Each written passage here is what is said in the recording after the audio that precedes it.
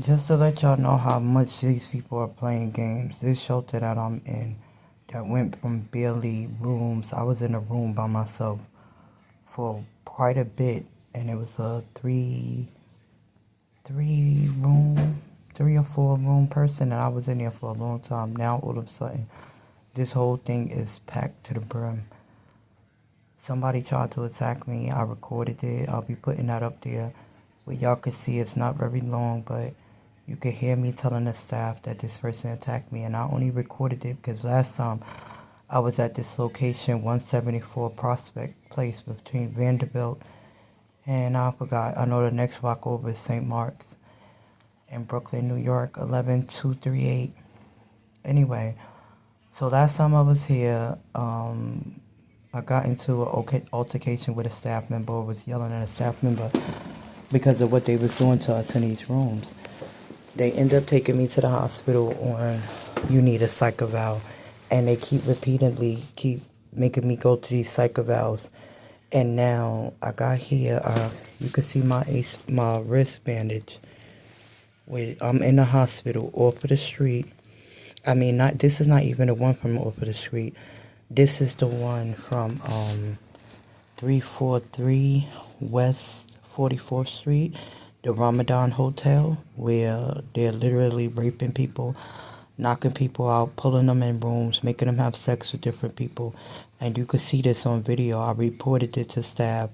They got one harassment case on one of the staff members who told me come across the street off the camera so he could beat my ass because he beat the girls' asses that don't want to comply to him. This is 174 Prospect Place. So, I mean, that's the place in Manhattan that was doing that, but this place in 174 Prospect, it's the same way. So last time I was here, they sent me to see a doctor. They sent me to see this Dr. Newman or something at Methodist Hospital. He didn't speak to me long. He's a psychiatrist in the ER because they didn't like what I was saying or how I was acting here. So I see the doctor less than a few seconds. He deemed me as psychiatric, some schizophrenic person, and he only spoke to me for 2 seconds, which I don't understand how a ER doctor could see somebody for 2 seconds and deem them to be any diagnosis of psychiatric unless they're irate, foaming at the mouth, acting crazy. But for somebody to be talking to you who's clearly sane like I am, talking to you, making this video like I made the other ones, you could tell I'm not crazy. You could tell something not wrong. You could tell something happened. So I'm in the hospital doing a rape kit for 343 West 44th Street, the Ramadan Hotel, room 703, which I got assaulted in by staff members, and in the basement. And then this one is dated. They took me from the hospital, transported me to 174 Prospect Place, and you can see 2 days later, I'm at the hospital. Most of the other bandage, the other ID, I'm at the hospital most of that time. So I came here in the middle of the night in an Uber, went into a room. They made me spend in an overnight room with about 8 people, 7, 8 people. Transferred me to a smaller density room with 3 people. That person jumped on my bed, tried to fight me several times. I came downstairs and told the staff I stayed in the same lobby I'm in. As you can see, it's chairs. That's the entryway. You see they got cautious. Be cautious. Be cautious. Somebody's here. No, I'm just kidding. But this is the lobby, so I stay here trying to avoid the girl. I go back upstairs. She jumps on my bed. I twist my ankle trying to get away from her. I come downstairs, and in the process of me telling them I'm dialing 911, I called the cops. The cops took me to the hospital. The cops took me to the hospital instead of the other person. The cops never interviewed the other person, never said nothing.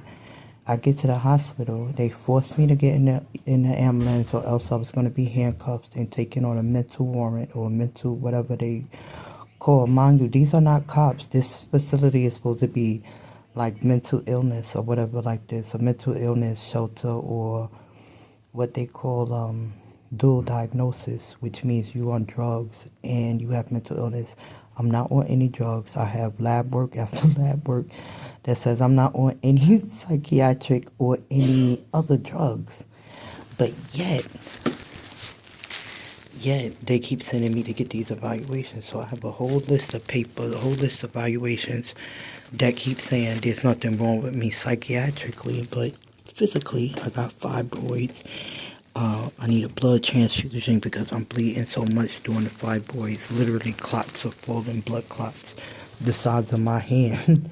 It's coming out my body. So they forced me in the ambulance, or they told me they're going to put handcuffs. That's one of the videos that's up posted. So I get in the ambulance, I go, they make me take off all my clothes, made me erase videos I had of some of the cops and stuff, talking about this is a hospital, you can't record and all that. They watched me, pull the things. They was trying to take my phone. I didn't want to take my phone. But prior to that happening, they asked me if I have ID, which I don't technically have ID. I have like a Medicaid card. I have my credit cards, my debits and stuff like that. And I have a shelter ID that's not, I think Salvation Army or something. I have a shelter ID that don't have, it's not illegal. Technically, it's not a legal ID. My Medicaid don't have a picture because I receive SSI. So, when you receive SSI, you don't get a picture on your ID. So, I ain't had a picture on my ID since, a while. And I'm on SSI for depression, anxiety, panic attacks, and some agoraphobic, like when you scared to be around large groups of people, whatever have you, I get panic attacks. So those have been my consistent diagnosis since I was younger. And that's how I started getting SSI. Any psychiatric evals I ever had outside of these people that run the shelter in these body shop places and rape places, all of them say consistently those things: anxiety, depression, stuff like that, not even clinical depression. And so they take me to the hospital. Mr. Psychiatric Newman speaks to me for 2 seconds, which he stood in front of me, asked me what's wrong, and then walked off as I'm talking. I told him what's going on in terms of me being put in the hospital. He said, you already admitted, we already keeping you. Which I would like to know how, if you only spoke to me for 2 seconds. They never interviewed the person that, assaulted me. They never even asked the girl to come down to ask her what happened. And okay, that was like looking for a needle in a haystack, but I found it. You found my stuff? Yeah, so the last room you was in was 83? 84, I think. I was in bed. 83, in the system it says 83. I think I was in bed 84 or 83. Well, it's a 3-room room. Yeah, so Yeah. you can go in for the night even though that's somebody else's bed. Some girl came in already, so it might be her already that came for the bed. Y'all was in his room, so you need to ask staff who was the girl that came with them No, pink. it's not her. It wasn't her. Ask her, she wants her stuff. You don't want to stay in the bed for the night until the morning and see where they're gonna place you at permanently? So they're gonna transfer me tomorrow to another location? We're not sure. I'm not. I don't know. I just know that Because I have right now you're considered an overage. Yeah, but I have wherever I'm supposed to be is supposed to be reasonable accommodation of three to 4 people or And less. we don't have that here. That's what I'm saying. So, Yeah, so why won't they just start the transfer now? Right. but Because we don't- I'm already out of the density which I'm supposed to be in. Right, but you have to be here for them to do it. That's why I'm asking if you want to stay in the bed overnight. In the morning. How many people is in it? It's the same bed I was in? It's a 3-room. Yeah. It's the same room I was in? Yeah. And the same girl is there? No, it's not. It's only one person in there. But I'm asking you, the It's not that girl. It's not the one you had the incident with. Okay. Yep. Are y'all giving me my stuff tonight or in the It's morning up to you. or? If you want your stuff, you Yeah, can open okay. the closet and give you your stuff. When I go upstairs, I could give you the key. Yeah. Don't close All it, right. have the key. Well, You're they- gonna take the key, open it, And and open let it, her and get she's it. gonna check if it's hers. Yeah. Okay. Yeah. You mean the closet, the stuff is in the closet It's in the still? closet. Yeah. Okay. But we can't give you the key. No. because it's I don't have, financial. and I don't have the key that they gave me at the hospital. Alright.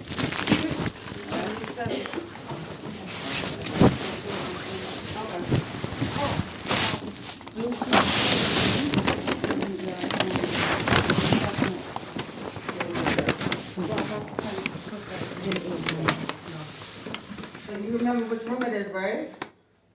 83. 4F. Say it again? 4F, you remember the room? 4F. Yep. Can I have some ice in this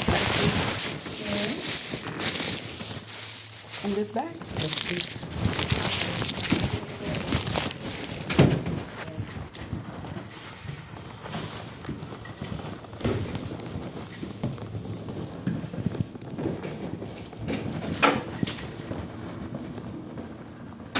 It's crazy how they went through all of this. It's crazy how they went through all of this to keep that money. We're doing all of this to keep money, to stalk and kill somebody's soul to this degree, and hurt somebody for fucking money, man. I hope you're really, really proud of yourself. Don't help them. Need your help. No, that nigga not my help. Nigga, just a second. I'm coming. I'm getting a call. Shit is ridiculous.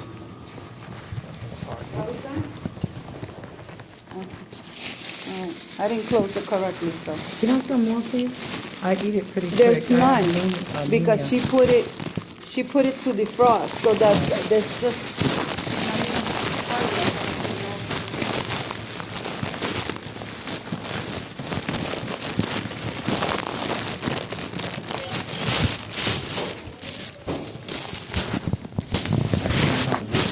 And I got problems with my pen. This is on it. And that's so sad. I really didn't see it there. Every day you want to be in the street, they want to look at you like you crazy too. They need to look at everything that took it to you something in my face. And you know,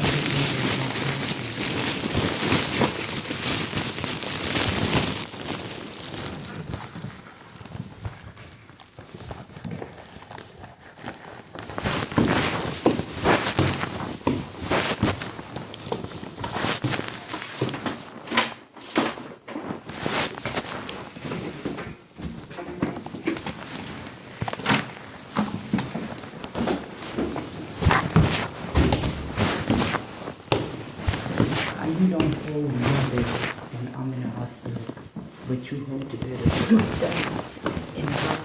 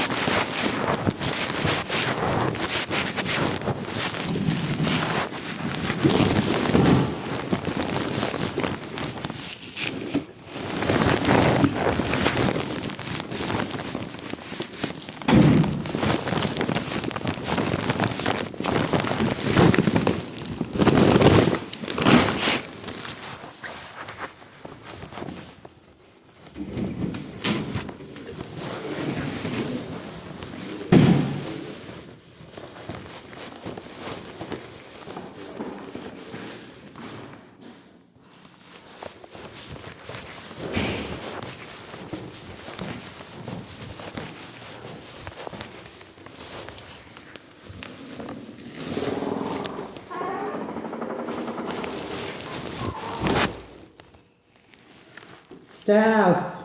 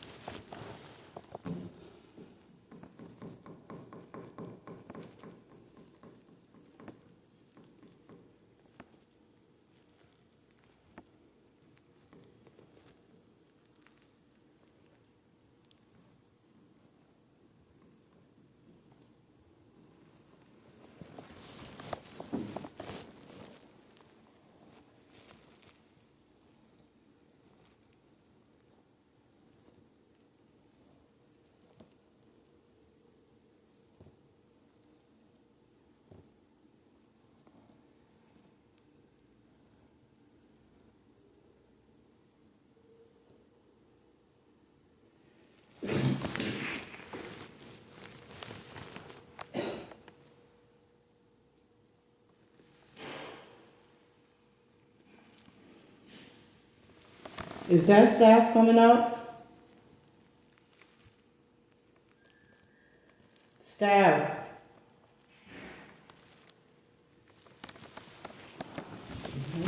That's the same thing.